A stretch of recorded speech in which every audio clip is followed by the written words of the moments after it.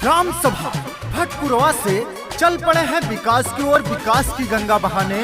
आपके अपने भाई, आपके अपने बेटे चंद्रभान वर्मा और मंटू वर्मा जी। तो याद रखिए प्रिय मित्रों, आने वाले प्रधानी के चुनाव में अपने भाई, अपने बेटे को ही जिताना है और अपने ग्राम सभा भटपुरवा में विकास की गंगा बहाना है।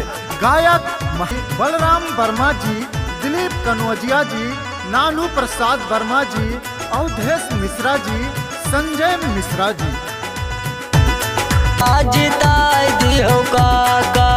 और भैया जी कहते हैं कि जब मैं प्रधान बनूंगा तो ग्राम सभा में नाली, खरंजा और सीसी रोड का निर्माण करवाऊंगा। सभी गरीब पात्रों का राशन कार्ड बनवाऊंगा। सभी गरीब पात्रों को आवास दिलवाऊंगा। समय समय पे सबको गल्ला दिलवाऊंगा।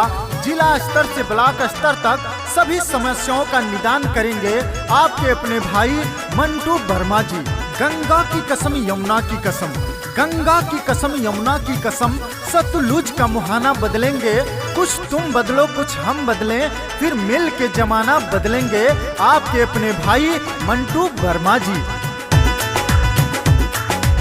ग्राम सभा भटपुरवा के नाम ये बढ़ई है हो, बन के प्रधान गली गली चमकई है हो, बन के प्रधान गली गली चमकई है हो। ग्राम सभा भटपुरवा के नाम ये बढ़ई है हो, बन के प्रधान गली गली चमकई है हो। भैया जी के साथे होई के अब की पूरा गौवा जिताई दी हो भैया,